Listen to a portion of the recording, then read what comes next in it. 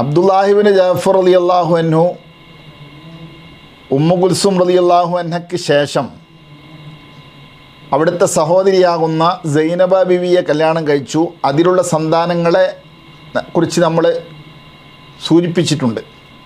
പക്ഷെ ആ സന്താനങ്ങൾ ആരെല്ലാമായിരുന്നു എന്ന് മനസ്സിലാക്കി വെക്കുന്നത് നല്ലതാണ്. കാരണം അവരൊക്കെ മുത്തുനബി സല്ലല്ലാഹു അലൈഹി വസല്ലം തങ്ങളുടെ സന്താന പരമ്പരകളിൽ ഉൾപ്പെടുമെന്ന് ഇമാം സുയൂത്തി റളിയല്ലാഹു അൻഹുവിനെ പോലുള്ള മഹാന്മാർ വ്യക്തമായി പറഞ്ഞിട്ടുണ്ട്. മാത്രമല്ല ആലുൻ നബി എന്നുള്ളതിൽ അവർ പെടുമെന്ന കാര്യത്തിൽ ഇജ്മാ ആണ് എന്ന് ബഹുമാനപ്പെട്ടവർ അൽ അജാജത്തു സർനബിയ ഫി സുലാലത്തി സൈനബിയ എന്ന് പറയുന്ന ഗ്രന്ഥത്തിൽ ഇമാം സുയൂത്തി റളിയല്ലാഹു അൻഹു പറഞ്ഞിട്ടുണ്ട്. അപ്പോൾ സൈനബ ബീവിക്ക് അബ്ദുല്ലാഹിബ്നു ജഅഫർ റളിയല്ലാഹു അൻഹുവിൽ നിന്നുണ്ടായ സന്താനങ്ങൾ, ഒന്ന് അലി, മറ്റൊന്ന് മുഹമ്മദ്, മറ്റൊന്ന് ഔന്, 4 അബ്ബാസ്, 5 ഉമ്മു കുൽസും.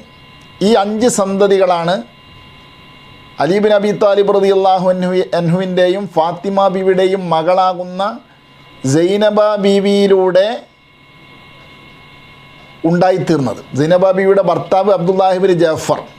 ഈ സൈനബ ബീവി മദീനയിൽ താമസിച്ചുകൊണ്ടിരിക്കുന്നതിനിടയിൽ യസീദ് അവിടെ നിന്ന് പുറത്താക്കിയതിൻ്റെ അടിസ്ഥാനത്തിൽ മഹദി മിസ്റിൽ വന്ന് അഭയം പ്രാപിക്കുകയും അവിടെ പോയാൽ നമുക്ക് സൈനബ ബീവിയുടെ മക്ബറ സിയാറത്ത് ചെയ്യാൻ പറ്റും. അവിടെ വെച്ചിട്ടാണ് മഹദി വഫാത്തായിട്ടുള്ളത്. അപ്പോൾ ഈ സൈനബ ബീവിയുടെ സന്തതികളെക്കുറിച്ച്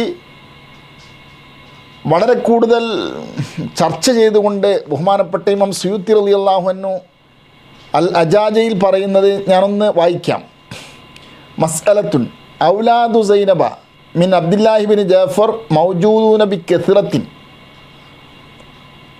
അബ്ദുല്ലാഹിബ്നു ജഅഫർ മുഖേന സൈനബ ബീവിക്കുണ്ടായ കുട്ടികൾ ധാരാളമാണ്. 10 വിഷയങ്ങൾ അവരെക്കുറിച്ച് ചർച്ച ചെയ്യാനുണ്ട് എന്ന് പറഞ്ഞിട്ട് മഹാനായ ഇമാം സുയൂത്തി റളിയല്ലാഹു അൻഹു അതിൽ നിന്ന് ഒന്നാമതായി എണ്ണുന്നത് അന്നഹും മിൻ ആലിൻ നബി സല്ലല്ലാഹു അലൈഹി വസല്ലമ വ അഹ്ലി ബൈത്തിഹി ബിൽ ഇജ്മാ. സൈനബ ബീവിയുടെ മക്കൾ, പേരസന്തതികൾ, അവർ അഹ്ലു ബൈത്താണ്, ആലുൻ നബിയാണ് എന്നുള്ളത് ഇജ്മാ ആണ് എന്നാണ്, തർക്കമില്ല എന്നാണ്. പണ്ഡിതന്മാർക്കിടയിൽ തർക്കമേ ഇല്ല.